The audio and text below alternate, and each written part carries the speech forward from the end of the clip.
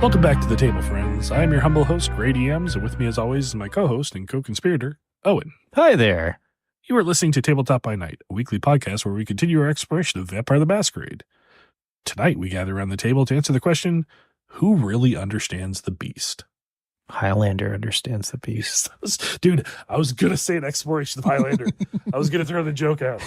None of you will understand why we're laughing about that. Just go look at last week's episode. Yeah. So anyway, today we've gathered to talk about essentially the vampires who know the beast most intimately, the Gangrel. So the Angry Boys. The Angry Boys. Well, yes, they are, to sum it up, Gangrel are nomads who hold closer ties to the wild places than most of their city-bound cousins. They are closer to animal aspects of the beast and are masters of the protean discipline. Not to be confused with the protean disability. Yeah. So here's a quote. As always, when we're talking about a clan, we try to get into the headspace. So here's a quote from the Book of Nod. Okay.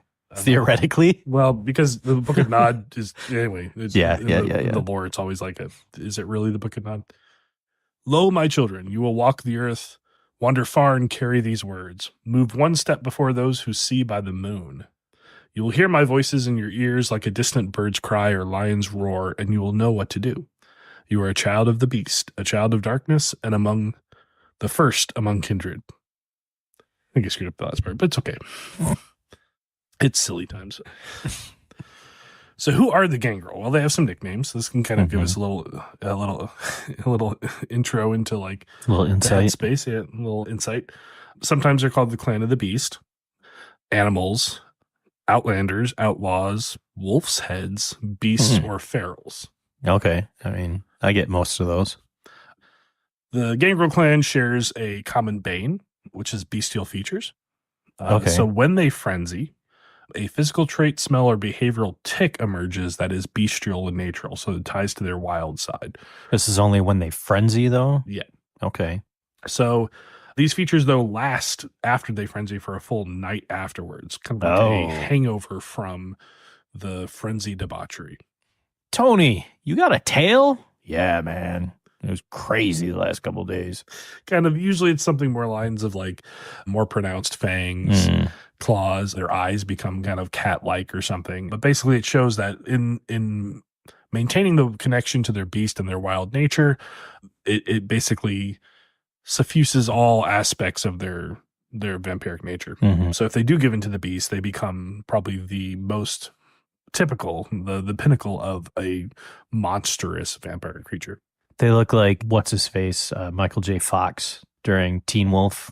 Teen Wolf, yeah, kind of. Funny enough, as you bring up, Gangrel have a kind of weird tie with their, I wouldn't say cousins, but with the other side of the wolf spectrum. Distant relatives. Yeah. Sometimes it's respect. Sometimes it's very much wary animosity. But in some of their histories, they even think they came from the same place. Oh, that'd be kind of weird. So all Gangrel also share the same compulsion, which is a feral impulses. So returning to an animalistic state, the vampire regresses to a point where speech is hard, clothes are uncomfortable, and arguments are best settled with teeth and claws. Oh, okay. Yeah. So Gangrel, as we talked last time about the Anarchs, Gangrel are often more, they tend towards the autarchus, which are basically the completely unbound from any sort of vampire sect or social kind of structure. Basically, they usually refuse to acknowledge the claim of a prince, archbishop, baron, or any form of sect, clan hierarchy. Usually built into their wild nature and the way they kind of form as a clan, they often share oral histories. Okay. And usually these oral histories are flavored to support this nature of independence and this kind of rejection of all authority. As such, it's very hard to nail down what is the most likely truth about their origin. So there are a couple we'll talk about. Yeah, they don't really seem like the type that would keep a lot of records about that stuff. Like they're not really like into bureaucracy, so to speak. Very much so. Kind of the antithesis of record keeping and of structure. Which is kind of ironic where one of their poster boys is Beckett, who basically is going around trying to discover information. Right. But, if you're going to throw up a middle finger at, any type of authoritarian, even the authoritarian of how you view your own clan, maybe. Mm-hmm, mm-hmm.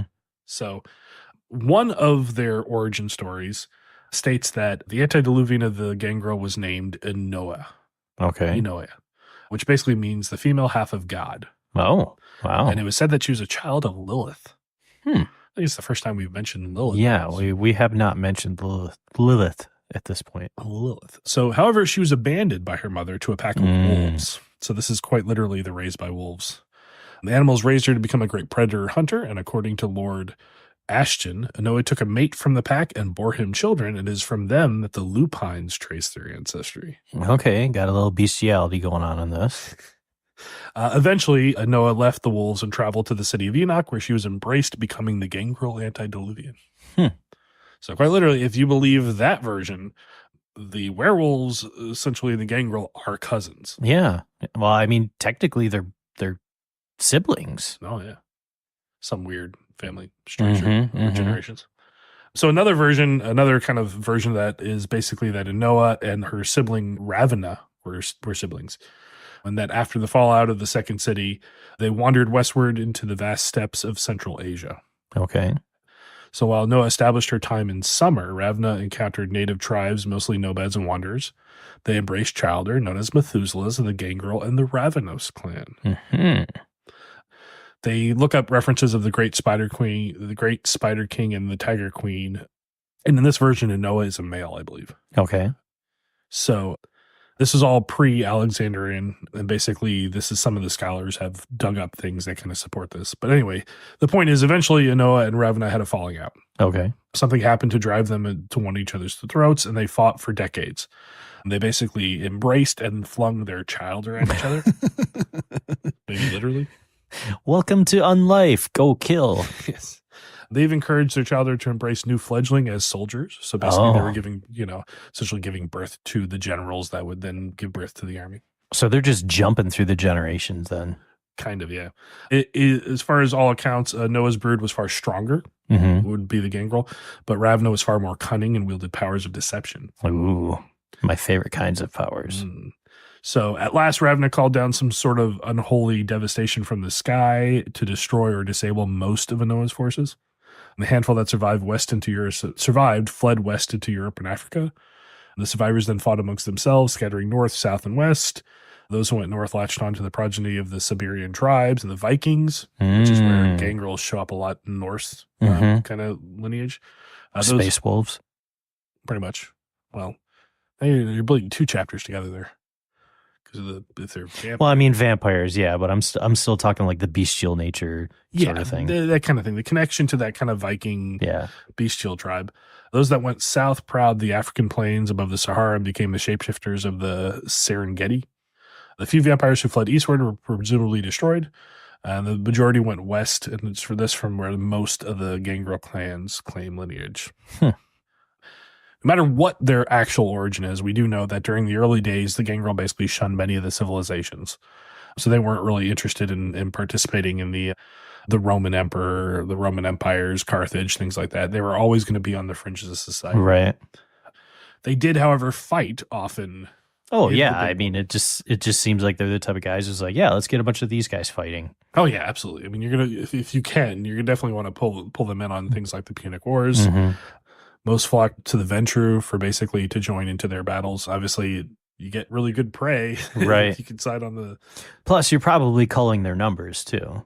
True. Very much so. In Scandinavia, one particular Methuselah known as Odin held the Nordic peoples in a tight grip and ruled as a corporeal god, sending them down to raid the civilizations he despised in order for his warriors to earn the right of the embrace. Hey, that makes perfect sense. Pretty cool. So by the time the Dark Ages come around, the Renaissance and the loss of woodland kind of areas made life complicated for the Gangrel. So the Masquerade and the heavy decline of pagan religions made hunting difficult for them. So they also started basically gaining more attention and the anger of the werewolves. Okay. Encroaching on their territory a bit more. Yeah, when you kind of shrink the woodlands, it means that there's more likely that a pack is going to find. Right, they're going to run into each other. Pack. Yeah. So this is when basically many of the Gangrel left the Camarilla during this time, instead traveling as the Autarchus, basically unbound, leaving Europe completely in search for untouched wilderness or receding into those few tribal societies that still existed. So these are kind of like the mountain men, the wild guy, the wild man. 100%, yes. If you think to the Dark Ages in the campaign that we played, like the Gangrel, like fifth edition or the fifth Generation. and sixth generation, one of them was like a hunter, and the other one was called the Force of Nature. And he just randomly wandered around. That was the guy that you one-shotted? It would have. Just if you allowed me to attack him. like, I made a guy that can do one thing. One thing only, okay? So basically, in modern nights, following the Sabbat invasion of the East Coast, the Camarilla suffered another blow from when the Gangrel left. So this is actually kind of an interesting story, is that apparently there's a book series that details this, but there's a Justicar named Xavier. And Xavier basically was before the Inner Circle, and he was a Gangrel Justicar for the Camarilla, so he'd go out and enforce things. And he got into a pretty bad situation with something that was old, and it wiped out his pack. Oh. So he went back to the Inner Circle and basically said, hey, I just ran into an antediluvian, and it just murdered everybody I ever trusted in my life, and you need to do something about this. And the Inner Circle said, no, you didn't. You're hallucinating, and you can't talk to us about that. So it said that he then basically went before the Inner Circle, uttered a single sentence, and left. And upon his leaving of the Camarilla, all Gangrels slowly basically made their exit. So what was the sentence? I don't know. Fuck this shit, I'm out. That's a pretty good way to do it. Hey, why don't you guys go after the ancient Methuselah that's eating everybody? Nah, just pretend it's not there. Yeah, no. So, like I said, as we kind of mentioned in the beginning, Gangrel don't really have so much of a cohesive history because there really are the clan of loners. Yeah. But there is some sort of loose tie in the clan itself. Basically, any type of interaction between various Gangrels and the clan is always usually decided by rights. Okay. So they have kind of ancient, often oral traditional rights that are spread down, and most of them basically involve into one of two things. God, these are the Space Wolves. I told you. Gangrels are the Space Wolves. So usually rights and disputes are resolved by the right of either boasting or combat. Boasting or combat? So combat is usually basic and unarmed. Two Gangrel who know each other, they spar, basically fight, usually until one is either incapacitated or surrendering. So the question that you're about to ask, how does boasting work? That sounds like more of a Ventru, like that would be their thing. It's boasting, Yeah, it's the trial of boasting. I think Venture would basically be more of blathering, like a deception. Like, what is the lie you're willing to tell? Yeah, yeah. But like two truths and a lie, sort of thing. Like that. Gangrel, however, boasting of the right of boasting involves the Gangrel making larger claims until one Gangrel backs down or asks for proof. So it's kind of like liar's dice. Yeah. The challenged Gangrel must then show proof of their claim or lose the right and their status. So basically, you're like, yeah, well, I killed a werewolf. You're like, oh, shoot. I think you did. Well, I killed 2 werewolves. Bull. I'm like, I got you. It's kind of interesting. See, if that was me, I'd be like, one time I slept until noon. Prove it. I'll do it right now. So basically, when any type of Gangrel formal organization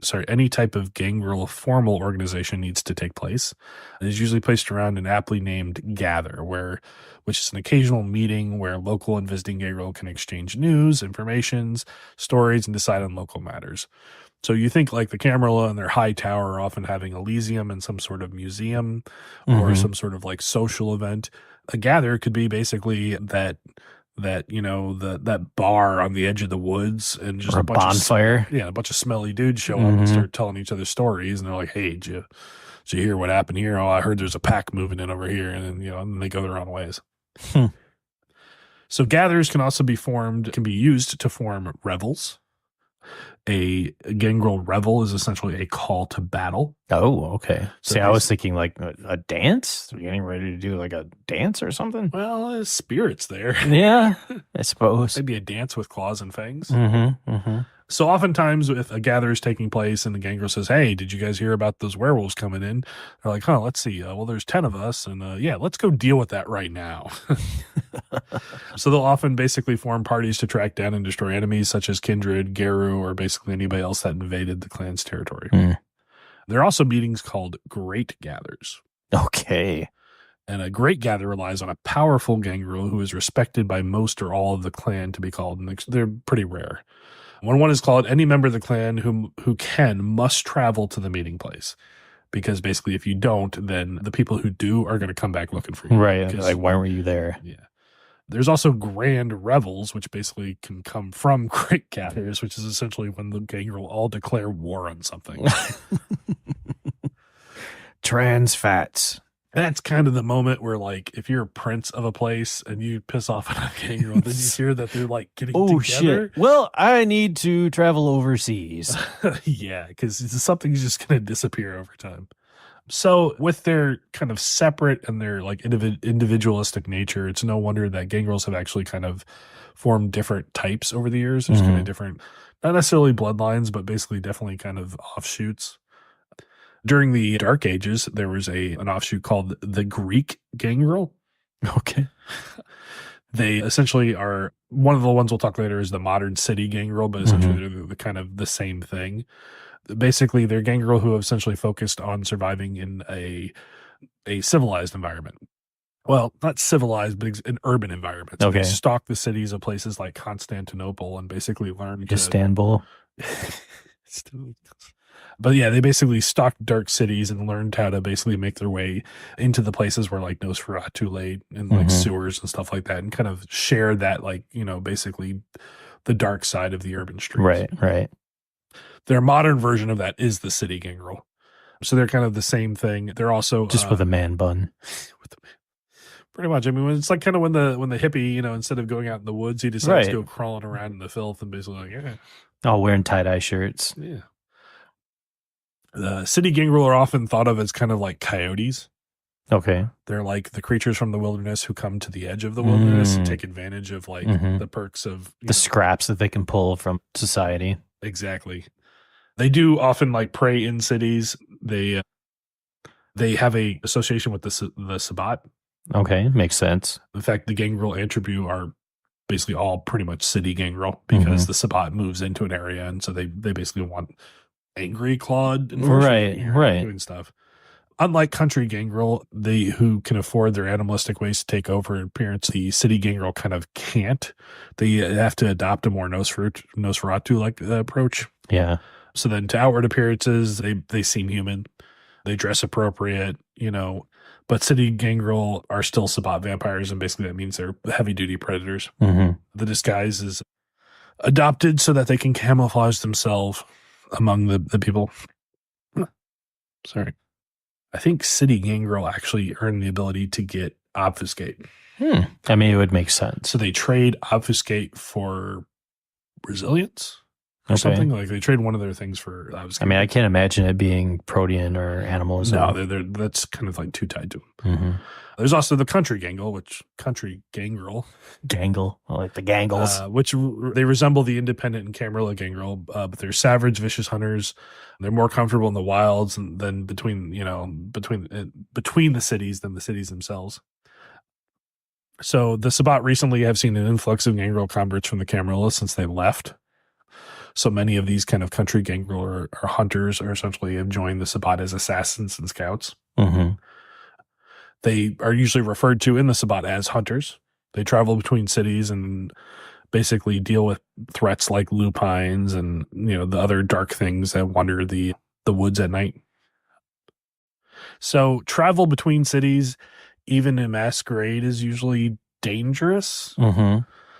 It's not something that any Gangrel, upstanding vampire is going to take lightly. Right. The Gangrel are one of those things that are out in the dark. So then there's an interesting one. Okay. So I mean, this has all been interesting so far, but yeah, there are the Gangrel Mariners. Oh, okay. I mean, that seems like a very specialized. Yeah, so they're called the Aquari, and they basically, the Tremere call them the Aquari, and The Mariners, of course, reject that name and consider they're a minuscule offshoot of the main Gangrel clan. And they take advantage of a particular quirk of vampirism that they don't need to breathe the air. So they're just underwater all the time? So they live and make their homes underwater. That freaks me out. So with the exception of their clan weakness, all apparent features of the bloodline appear to be acquired rather than inborn. So that's the vampire bloodline is not necessarily transferred from sire to sire, but instead basically developed. So it's just basically gangrels that are just like, you know what, I want to live in a pineapple under the sea, and they just head to the water. Yeah, kind of. I mean, it's definitely the scholars think that there's only maybe 30 or more of them at any given time in the world. It's not like something that happens very often. But basically through their mastery of protein and stuff and altering their form, they can essentially adapt to aquatic life, which means that they're in a place that basically has no threats to them. Right. We know from the various werewolf games that this ocean is a scary place for spirits and stuff. So if you're a vampire down there, you're just like alpha predator. Right. Because, I mean, it doesn't matter if something big like a shark eats you because you can just chew your way out. Right. And you're not worried about the sun, right? Right. So I mean, do they feed on aquatic life? Definitely. They also can stalk coastlines and stuff like that. Really like emerge out as kind of like the horror from the Black Lagoon kind of stuff. They do employ protean, particularly a version of it, which gives them a sonar ability instead of night vision. And it gives them razor sharp webbed hands instead of claws. See, that's the type of thing that's like they had like tentacle suction cup things on their hands, and it's kind of cool. That creeps me out. I don't like that. Yeah. So overall, the Gangrel are considered basically the most feral and predatory of all kindred. And because of their reclusive nature, animalistic tendencies, and loose organization, they're basically the least social of canites. So it's no wonder that they don't really show up in Camarilla courts. Right. It was not that big of a surprise when they left the Camarilla. Basically, everybody was just waiting for it to happen. Yeah, there was always a loose tie holding them, So the Gangrel also have a strong tie to the Roma or the gypsies. And there's a kind of that sets them at odd with the Ravnos, who also have basically this weird like tie to them. So the Gangrel will often like shelter traveling Roma. However, kind of kindred spirits. Yeah, except that they basically hate the Ravnos. So if they believe their ancestry kind of like, then the Ravnos basically both their progenitors basically attacked each other. Right. But this has also led to the Ravnos, unfortunately, even though they're really great as a clan at disguise and lying and stuff like that, when the world is filled with predators that directly hate you. Yeah. That clan force is like constantly confronted with extinction. So some Gangrel do kind of fight the mold. They break the mold and they do basically embrace technology and things like that. So that's definitely something that can happen. Often many higher generation Gangrel, so basically the newer Gangrel that were embraced, tend to still try to like make peace with their normal lives, but they still feel the calling of the woods and the animal within. That pull is still there. Absolutely. So yeah, like I said, there's not a lot of like history to the clan that we can talk about here. So I thought we kind of maybe we can explore some of the benefits that the clan has. But before we do that, maybe we'll talk a little bit about one shining example of a Gangrel. Which is the character of Beckett. Okay. Yep. So if you've played Vampire the Bloodlines, Beckett is a basically anthropologist / researcher who shows up and basically kind of interacts with you during kind of the game overall and has a strong influence on the end of the game. Yeah, he's looking for a casket. Yeah. So Beckett, most people believe, was British. He was a British embraced vampire. He's also one of the greatest Nodist historians. So basically the people that believe that Cain and his lineage actually is the accurate description of where vampires came from. He also, I think, doesn't consider himself an archaeologist. He calls himself something else. Basically, he's also one of the most prolifically written about. So we're not going to go into the extensive lore on him, but we're going to talk about like some pieces of it. Basically, people have pieced together that he's probably from England and he was embraced in Oxford. He maintains strong ties to the British homeland. He has a haven beneath the Cavella Arms in Silchester. Not sure. Yeah, I know that place. Yeah, of course. He quickly became delusioned with vampire society and chose the way of the autarchus. So basically, like, he's one of these people who generally sticks out of politics and goes from place to place kind of on his own. He basically met Aristotle de Laurent, who introduced him to his studies and became kind of his adopted sire. Gotcha. So he's a bit of a rare Gangrel because he's well-connected and educated, and he has cultivated contacts and allies across the world, which is why he shows up in a lot of the books. Right. His allies are both through the ranks of the mortal and the supernatural like. So few know him well because, you have to maintain an air of anonymity. Right. His closest allies are his erstwhile companions Lucitia and the ravening prophet Anatole. Oh, goodness. His longtime adversary and competitor is the Temichek scholar Sasha Vikos. Oh, Sasha. Like we know who half these people are. So basically known for coming and going, and where he appeases, he always basically seems to be hunting down some interesting item or scrap of lore, trying to put together basically his, collection of information on the Cainite history or the Cainite legend, and, trying to reassemble the Book of Nod, right? Those kind of things. Basically, he is a foremost kindred scholar for his theory that the story of Cain and Abel is actually...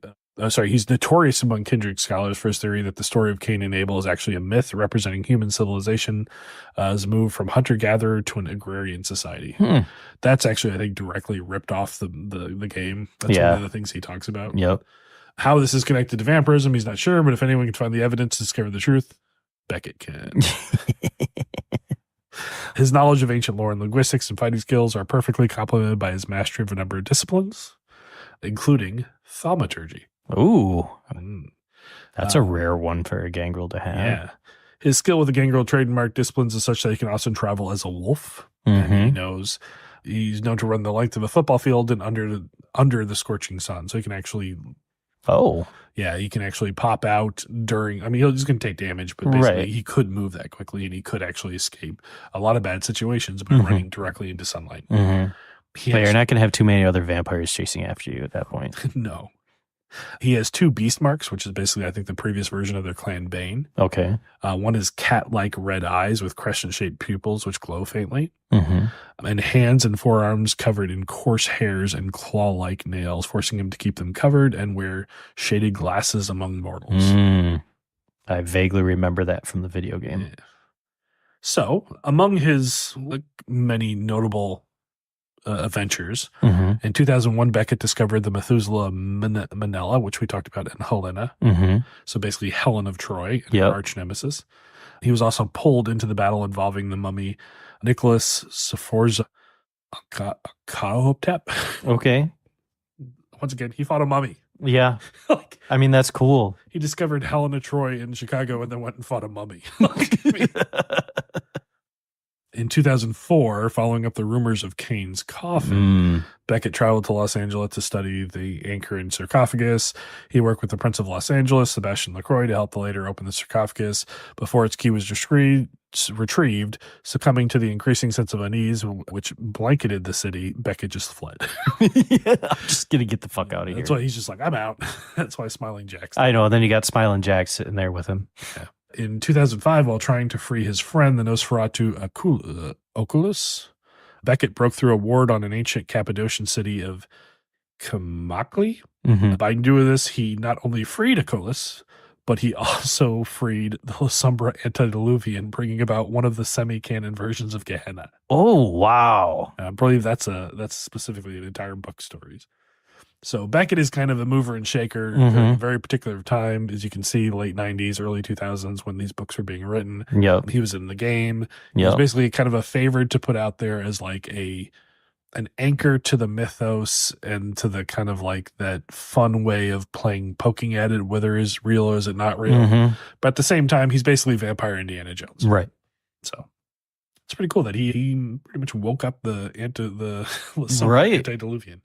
That's a little scary. I mean, especially La Sombra. Person who basically was born from the abyss. So. Where are they now? Yeah, a lot of vampires would really like that. So, Gangrel have access to the following disciplines: animalism, fortitude. So we've already talked at length on both of those. Yep. And the unique one, which is they're kind of masters of, which is Protean. So they say Protean is part of God's curse upon Kang in the aspect that it peels away the facade of humanity every vampire has to uphold, revealing the beast within their soul. It is the signature discipline of the Gangrel, which means basically that no other clan has access to it by default. Yep. It's also used by the Ministry, but like Ministry only use it a variant of it, which is Serpentis. So they use basically that form to do, which is very cool. Also, the Tamiche basically use it along with Dominate in a form to create the vicissitude, which is their ability to fleshcraft. So Serpentis and vicissitude are not like pure disciplines. They're actually derived from Protean. So if you're a Gangrel and you're recently embraced, what kind of things can you do with Protean? Well, to start off with, you can see in the dark, right? Eyes of the beast. So your eyes get a red gleam, and you can basically have sight even in the total absence of light. Nice. You also can basically alter your mass and density. Okay. Effectively making yourself be light as a feather or weightless, which allows you to jump distances, almost kind of float, which gains more flexibility to your acrobatics. I suppose, yeah. The big one most people go for is obviously their second level ability, which is feral weapons. This is where basically your natural weapons of your claws and your fangs gain monstrous proportions, and you can they kind of act like daggers almost. So this is the point where they don't, in the new version, they don't do aggravated damage. Well, I was going to say, because this is the point where it's like Gangrels are really scary. But vampires who receive damage from feral weapons cannot have it. So basically, it fills up 2 bashing damage per damage. So it is like a half in between aggravated and both. Okay. It racks up just as quickly, but you don't have the effect of the healing part of it. Okay. Like you could basically... You could still heal through it. Yeah, it's not magical damage like it was before. Their third level's abilities, they start getting into basically their kind of classic earth meld, where they become part of the soil. Really handy if they want to go to sleep. Extremely handy. And shape change, where they can change it to basically any form that has their same amount of mass. Okay. So this is where they do things usually like a wolf or some sort of like panther or like a giant snake or something, because they have to maintain the physicality of their body. If they get a little bit better about that, they can actually go into metamorphosis, which is basically where they can actually change their mass. So now they can turn into things like bats and ravens and like stuff like that. Snakes. That's useful. Yeah. And then the pinnacle, the form basically is where they become mist itself. And that's the like... Very difficult to fight mist. Yeah. Basically untouchable anything other than fire, sunlight, or supernatural aggression. Supernatural aggression? Yeah, I think that's kind of the... I'm so angry, I praise Jesus. It burns. They also have the ability, and I think this is something the Ministry and the Setites do too, which is called the unfettered heart. They basically can manipulate the location of their heart within their body, which contains the heart blood, the source of the vampire, so it makes them very hard to stake them. And then they can, if they use this in concert with other disciplines, they can get the ability to keep the heart outside their body. Yes, that was an ability that Setites had, and Hashtep used it. Pretty freaking handy if that is your only weakness, right? It's like, I'm not even here, man. You just... Oh, you stabbed me. Well, I don't care. So I guess the question kind of really comes down to is, why would you want to play a Gangrel, right? Me personally, I probably wouldn't. Really? It's just not my cup of tea. I think it's kind of the same thing with the Toreador. It's two halves of something that don't tickle an itch for me, I guess. It's on the nose a little bit too much. Yeah. I think the Gangrel definitely represent like the most just raw aggression and physical power. I mean, that's one of the reasons why in Requiem, basically the Gangrel took the place of like the Bruja and the Gangrel, where basically they were kind of a combination of both. In Masquerade, they don't really have the rage as much. I mean, they are aggressive, but they're aggressive as predators, right? You know, so like if you're the guy who wants to play werewolf and everybody wants to play vampire instead, play a Gangrel. You might be playing a Gangrel. Also, if you're just like the person who wants to play the hippie who likes to go hang out with flowers and talk to animals, you can kind of play Gangrel. Yeah, you really can. I mean, I guess, yeah, I didn't see it from that aspect originally when I said I wouldn't play it, but I can see it as kind of like the the dirt guy, where it's just like, hey, I just want to stay out here, smoke weed, and relax, and if you get too close, I'll rip your fucking throat out. Yeah, I could do some cool stuff with my fingers, man. Shink. I think there are the Gangrel tend to be basically they tend, if I understand this correctly, they tend to fill kind of splat books with multiple characters in every setting because they're kind of the people that you deal with as a threat initially. So when you're not talking about like some ancient guy waking up, you're talking about like out of the initial embrace, the Gangrel are often the most scary because they're the ones who almost immediately get access to stuff that will send you to your final death. So beside the Bruja, the Gangrel are definitely going to be predators. They're going to be threats that have to be dealt with. They're going to come into stories where they deal with, hey, what is it like having this little element of power in this context, even though that power might be fleeting. Right. That power might be manipulated. That power might make you go kill a parent in front of a kid. Maybe, yeah. But yeah, those kind of stories too. Also, there's a lot of times where the Gangrel basically, since they're so nomadic and they're so kind of infused into all the different, I hate to use the word primal, but like all the different like kind of native cultures, they're kind of the vampires that you do find when you do dig into them. So if you go into like basically Native Americans and stuff like that, and you have histories of like, the flesh walkers, Wendigo. Yeah, stuff like that. Often like that's probably connected to either werewolves or often Gangrel. So basically some of the characters that have been invented in some of the books, I think Milwaukee by Night, which is like a weird thing that it exists. Milwaukee by Night. I'm serious. Some of those going to go along with our Jackson by Night. Yeah. Some of those have like characters where they're like Native American Gangrel that show up and they kind of, basically are like, oh, hey, we heard that you were wandering to the reservation and you were trying to mess with people out there. Me and my 3 cousins are going to like kill you now. But we're going to do it respectfully. Man, run back into the woods. Like I said, so I don't worry. We'll use every part of your body. And of course, there's always the concept of playing against the type. So in our campaign, we had a Gangrel who was basically a boardroom shark. Yeah. I always enjoyed that character. I didn't know they were a Gangrel until you told me. That was kind of the point, right? Like this person who is always supposed to be menacing. Yeah. And is always there, and you're like, why is he menacing so much? It's like, oh, because he's like, I could eat you. I really could eat you if I wanted to. It's like all up to that point where like the sheriff is the really scary guy. We're like, oh no, maybe not. The sheriff was just the guy who's like very hard to kill. Right. But there's a reason why Torvin is the seneschal. Because people are like, sir, could we talk to the No. Okay. So yeah, I think the Gangrel is an interesting clan. I do think that they suffer from probably playing to their type too quickly. Yeah. You're right. I mean, like I said, I hit that stereotype pretty quick with the, they're just the wild man, aggressive, whatever. But yeah, you absolutely can do that. Any profession or any hobby where it's just like, I want to be the best and I need to, single out the weak and destroy them. Like you could totally be Gangrel. Yeah, I think to that thing, I like Gangrel, like modern day Gangrel, especially freshly embraced, would be like gym bros. Like, come on, bro, did you get lift? Did you get gains, man? Do you even lift? And you could definitely kind of see them getting into that kind of that predatory, disturbing predatory nature. Who was that dude? I don't even want to bring up his name, but the alpha dude who is like a piece of crap online. Which one? I know, right? He always poses with like his shirt off, and he's like, I don't want a woman. I want a woman to serve. Holy crap! Why can't I think of his name? The dude that got arrested. Yeah, that dude would be a gang. Yeah, right. Like just some piece of crap. Like, I'm the alpha. Man, it's all about alpha. I get disgusted at the concept that I have to eat. And you're like, what? Why can't I think of his name? Tate. Oh yeah, Andrew Tate. Jeez, there you go. Forget that guy.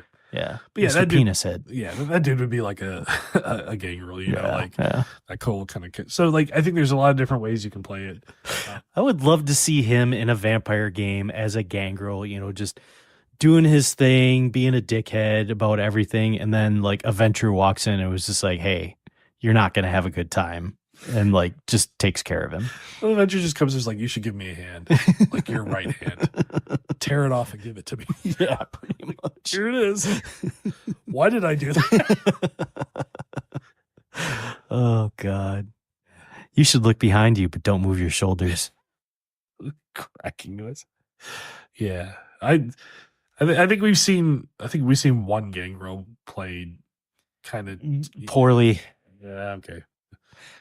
Maybe. But like I think that if you dive into that, I think Requiem kind of had that problem where like you know that was the violent clan. Yeah.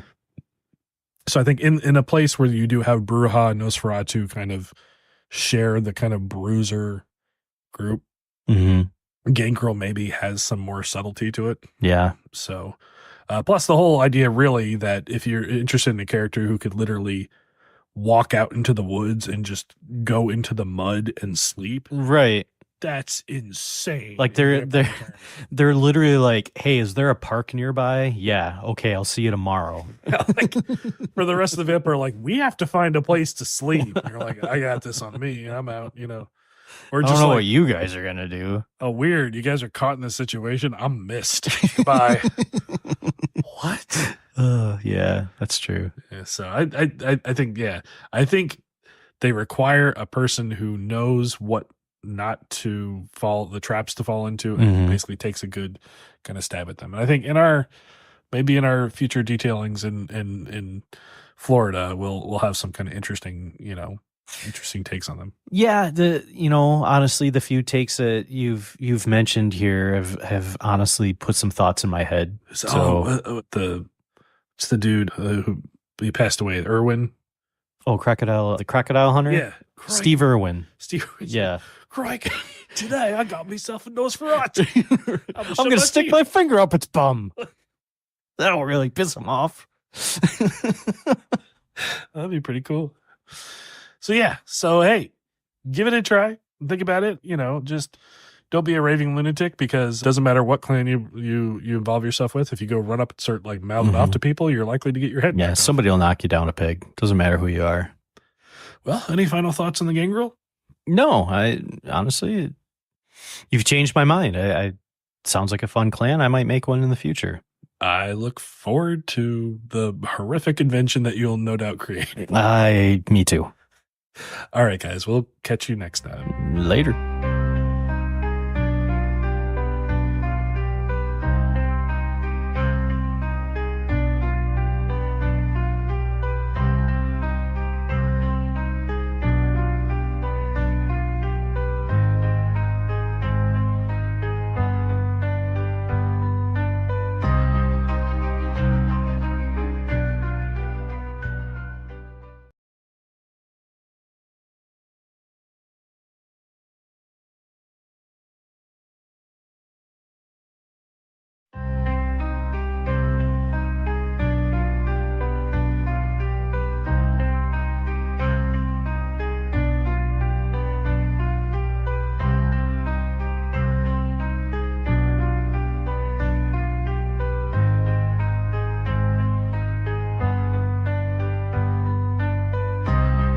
Welcome back to the table, friends. I'm your humble host, Gray DMs, and with me, as always, is my co-host and co-conspirator, Owen. That's me.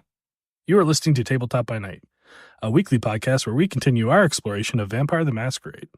Tonight, we gather around the table to answer the question, are you going to live on your knees or die on your feet? Why not both? So today, we're going to tackle a clan that has been brought up a lot in a couple of the past episodes. So some of this may be familiar territory, but of course, along with the spirit of the clan, we will not bend to any outward ideals. We will forge our own paths and we will reuse everything we can. I don't care how reasonable it sounds. That's not what I'm here to do. Damn it, I have opinions. So today we're going to be talking about the Bruja, also known as the Learned Clan. The Learned Clan. Warrior scholars, philosophers, punks, rebels, rabble, zealots, agitators, and Troilites, at least by the true Bruja. I see. So, who are the Bruja? I don't know. That's what we're here to find out. Yep. So as we always do, let's go back to the beginning. We'll look back into the myth of the Bruja. So the Bruja antediluvian, sometimes referred to as Elise or Troil the Elder, is the antediluvian grandchild of Cain, basically. Mm-hmm. So much like the other antediluvians, this was a third-generation vampire that was embraced by the children of Cain. We'll just call them Bruja for now because they're often referred to as Bruja. I mean, it makes sense. Yeah. Many say that their sire was Irad. However, the Tamich seem to think that Bruja was embraced by Enoch. Mm-hmm. So basically, if that really matters for anybody. For those taking notes. Yeah. But basically, in the second city, Bruja had a reputation for being cold and passionless. Passionless, yeah. Passionless. Yeah. Maybe. Passionless would be like, list. yeah, listless. Maybe. Passionless. They embraced a fiery youth named Troil. Mm-hmm. As you remember, that name came up before. Yeah. So there's not a firm consensus on whether Troil was male or female. However, they do kind of generally agree that over the many months that the child or sire relationship existed, Troil basically became very trusted and like basically one of the few people that was not just tolerated by some desired to be around by Bruja. Mm-hmm. Perhaps even sharing love between the two of them. How nice. However, the embrace of Troil was a direct violation of Cain's dictum because they didn't want more vampires to be embraced. Gotcha. So ultimately, due to a tragic misunderstanding, Troil believed Bruja had actually intended to destroy them because of this. Oh. And thus led the uprising of the fourth generation on the third and slew their sire, taking place at the head of the clan. So Troil is not officially an antediluvian, but they are the founder. But they ate one. Clan. Yeah. Joined many of the usurpers. Could you imagine though that like after the diablerie that happened there and they're just like, I have all your memories and thoughts and oh shit, this was all just a big misunderstanding. Crap. Yeah. My bad. My bad. It's the first recorded use of my bad. Yeah. So yeah, as you can kind of see, the Bruja started off with a bang. Mm-hmm. Being basically their first mark on vampiric history to be essentially a usurping. Right. I mean, it fits. Wonder if that's a theme. That couldn't happen again, could it? So there is a notion of the true Bruja, which is essentially people that claim to be a bloodline of the clan that came from Bruja, not Troil. Mm-hmm. However, there's no record of Bruja embracing anybody besides Troil, so there's a lot of kind of like skepticism. In one of the, I think, published modules, Bruja claimed, like, Bruja came back and said that they did not embrace anybody but Troil. In other ones... So, I mean, does that make everybody else a fake? In that one, it would, yeah. So, it's kind of funny because there's another clan that plays with that idea. But anyway... Most modern day Bruja, or pretty much all Bruja throughout like recorded history, are essentially descendants of Troil.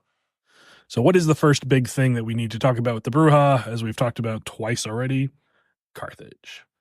It seems weird we keep coming back to Carthage. It's almost like this, like a lot of clans, at least like the big clans, like participated in this or had something to do with it. It was a big event.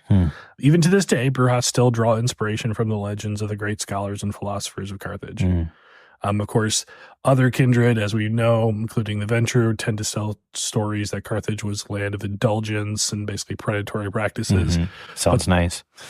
It could be, depending on what clan you are, I guess. But the Bruja basically believe in the purity of their like philosophical endeavor of creating this idyllic, society with humans. One thing that is known is that one of the big downsides, or one of the big falling points of Carthage, was when one of its champions, Troil themselves, essentially the founder of the clan, basically colluded with a Bali Methuselah named Moloch. The Bali are basically a sect of vampires that worship demons. Oh. Possessed by demons, maybe. That sounds like a good time. Yeah. Carthage's prince at the time, a coward and a weakling named Himilcar the Pale, utterly failed to keep these forces in check, and as a result, his rulership became all but nominal in the final years of the Carthaginian Empire. So, as the Bruja were, basically living it up in Carthage, the Venture of Rome decided that this was not something that they could suffer. Mm-hmm. Mm-hmm. And as Moloch drew Troy into desensitization and degeneration, basically news of the intrinsically immoral and debaucherous kind of lifestyle that was being lived in Carthage basically spread, and essentially another character who we know, Helena of Troy, the Toreador, decided to betray her Carthaginian compatriots, and Carthage was ultimately overturned. Do you think she regrets it? Do I think she regrets it? I think she has been hounded ever since, and we'll go into her hounder later. So she may, yes, Maybe a little. Maybe to this day, she's still looking over her shoulder for what happened. So yeah, so obviously Carthage fell to the Venture. The Bruja did not go down without a fight. There were many clans actually involved, including Malkavians and the Gangrel. Even the Lasombra basically were likely to help out the sacking, the opposition, or the sacking side. And ultimately, it is said that Troil and Moloch are basically caught in an eternal struggle, and they were essentially put into the ground beneath the Carthaginian soils, and then basically the soil was salted so that nothing will ever grow there. Oh. So, hey, if you have some Sabbat who want to get some elder blood, some super duper elder, some of the best choice elder blood, might be tainted with a little demon. Yeah. And I mean, like, maybe don't dig them up. Just leave them there. Yeah. It's probably for the best. Probably, honestly. And as throughout history now, the Bruja basically have like a kind of kill on sight rule with the Bali now. But of course, understandable. The Bali tend to be kind of a universal enemy. So they're not well liked like those Setites.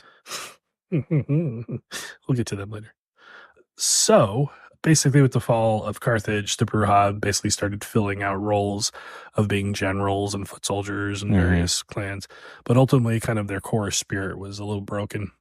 During the Dark Ages, they were still considered, at least to the greater Camarilla, as part of the high clans. So they were a clan of warrior scholars noted for their fierce devotion to radical philosophies. So they basically saw them as the inheritors of like the Greek philosophical spirit of like perfecting oneself in both body